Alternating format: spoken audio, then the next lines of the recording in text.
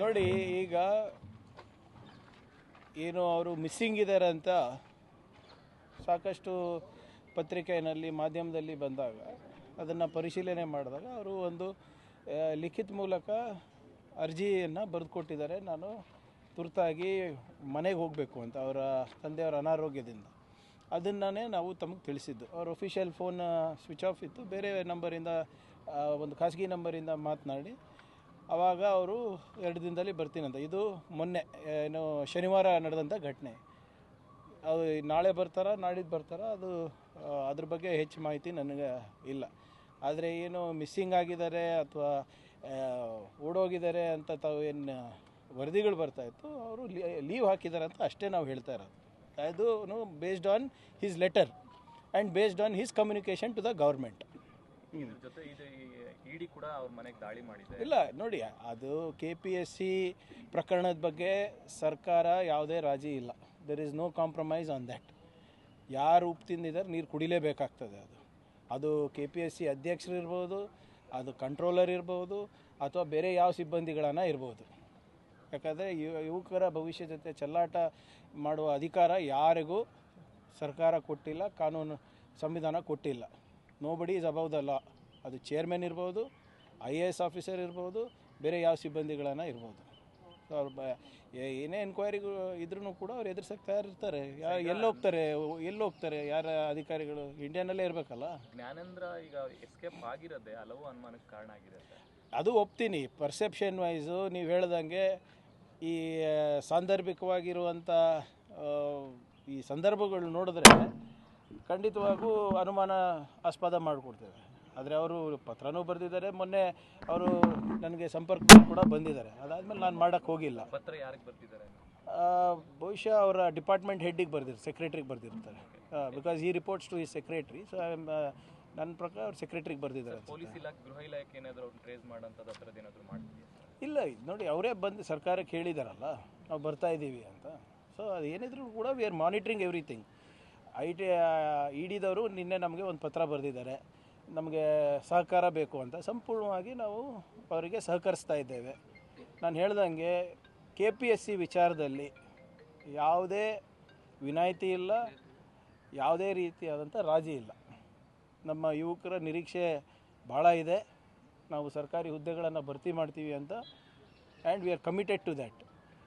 In between that ಯಾರಾನ mischief ಮಾಡಬೇಕು, malicious intent ಇಟ್ಕೊಂಡು ಇವರೆಲ್ಲರೂ ಇದನ್ನು ಸ್ಕಟಲ್ ಮಾಡಬೇಕು ಅಂತ ಇದ್ದರೆ we will take action. Sir, ಇವತ್ತು BJPಯವರು ಪ್ರತಿಭಟನೆ ಮಾಡ್ತಾಯಿದ್ರೆ ಅಗೇನ್ ನಾಗೇಂದ್ರ ವಿಚಾರ ಇಟ್ಕೊಂಡು ಫ್ರೀಡಮ್ ನೋಡಿ, ಇವರೇ ಈ ನನಗೆ ಮಾಧ್ಯಮ ಸ್ನೇಹಿತರು ತಾವು ಸಲಹೆ ನೀಡಿ, ಇಲ್ಲ ಸಲಹೆ ನೀಡಿ, ನೀವು ಇನ್ನೇನು ಮಾಡಬೇಕು ನಾವು ಹೇಳಿ? ಕನ್ವಿಕ್ಟ್ ಆಗಿದ್ದಾರಾ? CIDನಲ್ಲಿದೆಯಾ, SITನಲ್ಲಿ ಅವ್ರ ಹೆಸರಿದೆಯಾ? CBI ಸೆಕೆಂಡ್ ಚಾರ್ಜ್ ಶೀಟ್ನಲ್ಲಿ ಹೇಗೆ ಬಂದಿದೆ ಅಂತ ತಮಗೆಲ್ಲರಿಗೂ ಗೊತ್ತಿದೆ. ಆತನೇ ಬಂದು ನಾಗೇಂದ್ರ ಅವರೇ ಬಂದು ಪ್ರೆಸ್ ಮೀಟ್ ಮಾಡಿದ್ದಾರೆ. ಬಹಿರಂಗವಾಗಿ ಹೇಳ್ಕೊಂಡಿದ್ದಾರೆ. ಏನೇನು ಹೇಳಬೇಕು ನಿಮ್ಮ ಮುಂದೆನೇ ಬಂದು ಹೇಳಿದ್ದಾರೆ. ನೀವು ಅವರಿಗೆ ಪ್ರಶ್ನೆ ಕೇಳಿದ್ದೀರಾ? ಸದನದಲ್ಲಿ ನೀವು ನೋಟಿಸ್ ಕೊಟ್ರಪ್ಪ, ಚರ್ಚೆ ಮಾಡಿ, ನಾವು ಚರ್ಚೆ ಮಾಡೋಕ್ಕೆ ರೆಡಿ ಇದ್ದೀವಿ ಅಂತ 5 ದಿನದಿಂದ ಹೇಳ್ತಾ ಇದ್ದೀವಿ. ಅದಕ್ಕೂ ರೆಡಿ ಇಲ್ಲ. ಆಯ್ತಪ್ಪ, ಕೊನೆ ಪಕ್ಷಕ್ಕೆ ನಾವು ಸ್ಟೇಟ್ಮೆಂಟ್ ಕೊಟ್ಟರೆ ಬೇರೆ ಜ್ವಲಂತ ಸಮಸ್ಯೆಗಳ ಬಗ್ಗೆ ಚರ್ಚೆಯನ್ನು ಮಾಡ್ತಾರೆ ಅಂತ ನಾವು ಸ್ಟೇಟ್ಮೆಂಟು ಕೊಟ್ವಿ. ಸರ್ಕಾರದ ಪರವಾಗಿ ಮಾನ್ಯ ಉಪಮುಖ್ಯಮಂತ್ರಿಗಳು ಕೊಟ್ಟರು. ಇನ್ನೇನು ಮಾಡಬೇಕು? ಚರ್ಚೆಯನ್ನು ಹೇಳಬೇಕಲ್ಲ. ಹೌದಪ್ಪ, ನಮ್ಮ ಹತ್ರ ಇಂಥದ್ದೊಂದು ಕಾಗದ ಇದೆ, ಈ ಕಾಗದದಿಂದ ಪ್ರೂವ್ ಆಗುತ್ತೆ ಅಂತ ಹೇಳಿದ್ರೆ ನಾವು ಉತ್ತರ ಕೊಡ್ಬೋದು. ಸುಮ್ಮನೆ ಕುರ್ಚಿನಲ್ಲಿ ಕೂತ್ಕೊಂಡು ಅಲ್ಲಿ ಎಲ್ಲಿ ನಿಂತ್ಕೊಂಡು ಸುಮ್ಮನೆ ಅದು ಕಪ್ ಬಾವುಟವನ್ನು ಪ್ರದರ್ಶನ ಮಾಡ್ತಾಯಿದ್ರೆ, ಕಪ್ ಅಂಗಿ ಹಾಕ್ಕೊಂಡು ಬರ್ತಾಯಿದ್ರೆ ಅಷ್ಟೇನಾ? ಫ್ಯಾಕ್ಟ್ಸ್ ಏನಿಲ್ವಾ? ಸರ್, CBIಗೆ ಪ್ರಾಸಿಕ್ಯೂಷನ್ ಕೊಡಬಹುದು ಅನ್ನುವಂಥ ಚರ್ಚೆಗಳಾಗ್ತದೆ. ಕೊಡಲಿ.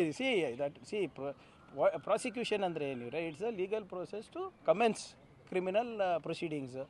ಕೊಡಲಿ, ಅವ್ರು ಹೋಗಿ ಕೋರ್ಟಲ್ಲಿ ಏನು ಮಾಡಬೇಕೋ ಮಾಡ್ತಾರೆ. ನಾವೆಲ್ಲಿ ಇಲ್ಲ ಅಂದಿದ್ದೀವಿ. CBI ಚಾರ್ಜ್ ಶೀಟ್ ನೀವು ನೋಡಿದ್ದೀರಾ? ಗವರ್ನರ್ ನೋಡಿದ್ದಾರಾ? ಸರ್ಕಾರ ನೋಡಿದೆಯಾ? ಇಲ್ಲ. So we don't know what is there in the charge sheet. ಪ್ರಾಸಿಕ್ಯೂಷನಿಗೆ ಕೇಳಿದ್ದಾರೆ. ಈಗ ನನ್ನ ಮನವಿ ತಮ್ಮ ಮುಖಾಂತರ ಮಾನ್ಯ ಗವರ್ನರ್ ಸಾಹೇಬರಿಗೆ, ಇಂಥವೇ ಹಲವಾರು ಪ್ರಕರಣಗಳ ಪ್ರಾಸಿಕ್ಯೂಷನಿಗೆ ಅಲ್ಲೇ ಅವ್ರ ಕಚೇರಿನಲ್ಲೇ ಬಿದ್ದಿದೆ. ಎಲ್ಲ ರಾಜಕಾರಣಿಗಳದ್ದು ಇದೆ. ಅದಕ್ಕೂ ಕೊಟ್ಬಿಡಲಿ. We are okay. ಅವರೇ ಇಂಡಿವಿಜುವಲಿ ಹೋಗಿ ಕೋರ್ಟಲ್ಲಿ ಫೈಟ್ ಮಾಡ್ಕೋತಾರೆ, ಮಾಡ್ಕೊಳ್ಳಿ. ಸರ್ ಕೊನೆ ಪ್ರಶ್ನೆ, SIR ಇವತ್ತಿಂದ ಕರಡು ರಿಲೀಸ್ ಮಾಡ್ತಿದ್ದಾರೆ. ಒಂದು ಕೋಟಿ ಹತ್ತಿರ ಮತಗಳು ಡಿಲೀಟ್ ಆಗಿದ್ದಾವೆ. ಸೊ ಇದಕ್ಕೆ ಸಂಬಂಧಪಟ್ಟಂಗೆ ಸರ್ಕಾರ ಏನಾದರೂ ಮುಂದಿನ ಪ್ರಕ್ರಿಯೆಗಳು ಅಥವಾ ಏನಾದರೂ ನೋಡೋಣ. ಇವರೇ ನಾವಂತೂ ಹಲವಾರು ಬಾರಿ ಮನವಿ ಮಾಡ್ಕೊಂಡಿದ್ದೀವಿ, ಪತ್ರ ಬರೆದಿದ್ದೀವಿ, ಯಾವುದಕ್ಕೂ ಉತ್ತರ ಸಿಗ್ತಾ ಇಲ್ಲ. This is not the way to run the world's biggest democracy. ನೀವೇ ಹೇಳಿ, 1,10,00,000 ಜನ ಇವತ್ತು ಮತದಾರರ ಪಟ್ಟಿಯಿಂದ ಹೊರಗಿಡ್ತಾರೆ ಅಂದರೆ ಕಾರಣಗಳು ಕೊಡಲಾರ್ದೆ, ಮತ್ತು ಪ್ರಕ್ರಿಯೆಗಳು ಎಷ್ಟು ಜಟಿಲ ಮಾಡಿಬಿಟ್ಟಿದ್ದಾರೆ ಅಂದರೆ ಆ ಕಡೆ ಸರಳೀಕರಣವೂ ಇಲ್ಲ, ಸಬಲೀಕರಣವೂ ಆಗಿಲ್ಲ ಇದರದ್ದು SIR ಇಂದ. Nobody knows what is happening. ಇದರಿಂದ ಸಾಕಷ್ಟು ಜನರಿಗೆ ಅನಾನುಕೂಲ ಆಗ್ತಾಯಿದೆ. ಎಸ್ಪೆಷಲಿ ಯಾರು ವಲಸೆ ಹೋಗಿರ್ತಾರೆ ಉದ್ಯೋಗಕ್ಕೋಸ್ಕರ, ನಮ್ಮ ಯಾರು ತಿಳುವಳಿಕೆ ಹೆಚ್ಚಿರೋದಿಲ್ಲ, ಯಾರಿಗೆ ಈ ಪ್ರೊಸೀಜರ್ ಬಗ್ಗೆ ಹೆಚ್ಚು ಗೊತ್ತಾಗಿರೋದಿಲ್ಲ, they will all be left out. ಈ ಪ್ರಯತ್ನ ಮಾಡ್ತಾ ಇದ್ದೀವಲ್ಲ ನಾವು, ನಾವು ಜಾಹೀರಾತುಗಳನ್ನು ಕೊಡ್ತಾ ಇದ್ದೀವಿ. ನಾವು DCಗಳ ಜೊತೆ 3 ಸರಿ ಮೀಟಿಂಗ್ ಮಾನ್ಯ ಮುಖ್ಯಮಂತ್ರಿಗಳು ಮಾಡಿದ್ದಾರೆ, ತಹಸೀಲ್ದಾರ್ಗಳ ಹತ್ರ ಮಾಡಿದ್ದಾರೆ. ನಾವು ಎಲ್ಲ ಜಿಲ್ಲಾ ಉಸ್ತುವಾರಿ ಸಚಿವರು ನಿಕಟ ಸಂಪರ್ಕದಲ್ಲಿದ್ದೀವಿ ಎಲ್ಲ ತಹಸೀಲ್ದಾರ್ಗಳ ಜೊತೆ, ರಿಟರ್ನಿಂಗ್ ಆಫೀಸರ್ಸ್ ಜೊತೆ. ಆದರೂ ಕೂಡ ಎಲೆಕ್ಷನ್ ಕಮಿಷನ್ದವರು ಒಂದು ಸರ್ವಾಧಿಕಾರಿ ಧೋರಣೆಯನ್ನು ಮಾಡ್ತಾ ಇದ್ದಾರೆ. ಬೇರೆ SIR ಬೇರೆ ರಾಜ್ಯದಲ್ಲಿ ಹೋಲಿಸ್ಕೊಂಡ್ರೆ ನಮ್ಮದೇ ಹೈಯೆಸ್ಟ್ ಆಗೋ ಹತ್ತತ್ರಕ್ಕೆ ಹೋಗ್ತಾ ಇದೆ ಸರ್. ಟಾರ್ಗೆಟು ನಾವೇ ಅಲ್ಲ. ವೆಸ್ಟ್ ಬೆಂಗಾಲ್ನಲ್ಲಿ ಹೆಂಗೆ ಮಾಡಿದ್ರು ಹಂಗೆ ಮಾಡ್ತಾ ಇದ್ದಾರೆ. ಮಹಾರಾಷ್ಟ್ರದಲ್ಲಿ ಇದು ಇಶ್ಯೂ ಇದೆಯಾ? ಗುಜರಾತ್ನಲ್ಲಿ ಇಶ್ಯೂ ಇದೆಯಾ? ಇದು ಎಲ್ಲಿ ವಿರೋಧ ಪಕ್ಷಗಳಿವೆ ಅದು ಹೆಚ್ಚು ಟಾರ್ಗೆಟ್ ಮಾಡ್ತಾ ಇದ್ದಾರೆ. ಇದು ಬೇರೆ ನಿಮ್ಮ ಚೀಫ್ ಎಲೆಕ್ಷನ್ ಕಮಿಷನಿಗೆ ಇವಾಗ ಜುಡಿಷಿಯಲ್ ಇಮ್ಯುನಿಟಿ ಬೇರೆ ಇದೆ. ಅವರಂತೂ ದೇವರಾಗ್ಬಿಟ್ಟಿದ್ದಾರೆ. ಈಗ ಏನು ಮಾಡಿದ್ದೆಲ್ಲ ನಾವು ಒಪ್ಕೊಳ್ಳೇಬೇಕು. See, the SIR process is more exclusive than inclusive. It is meant, the design is such that citizens are left out of the process of democracy. It is very evident. And all our questions to the election commissions are left unanswered. Our questions to the state election commission have been unanswered. Still there is no definition for logical discrepancy. Still there is no definition of the entire process. So this SIR is nothing but an appeasement practice followed by the CEC for his political masters. If compare other states, the Karnataka is highest. Quite naturally, all the states that are not BJP ruled states, they will play their game. Since they are not popular anymore, they want to use these kind of tactics to come back to power. What is the Delimitation Commission bill all about? They want to take control of drawing boundaries also. Not just across geographies, but also across demographies. That will suit their electorate. P. Chidambaram saying that the ECI has created new category of citizens, like non-voting kids. Absolutely. All the other revisions in the history of India by the Election Commission were inclusive in nature. This SIR is to keep citizens out. They are telling that you are not a citizen, now you prove it. The burden is on the citizen, who don't understand this complicated process that is followed by the Election Commission. Till now, do you know the definition of logical discrepancy? There was one RTI that was filed asking the Election Commission what is the definition of logical discrepancy. They have written back they don't know. But उसके तहत ही पूरा SIR चल रहा है. Sir, on ED raids, sir, Gyanendra Kumar's residence, he was raiding related to the KPI. See, the ED had written to the Department of Home seeking our cooperation, and we are cooperating in every possible way.